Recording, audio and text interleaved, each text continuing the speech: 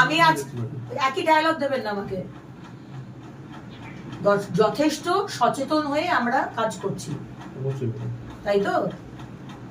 সব থানাতেই একই ডায়লগ দেয়, একটু ডায়লগটা চেঞ্জ করুন।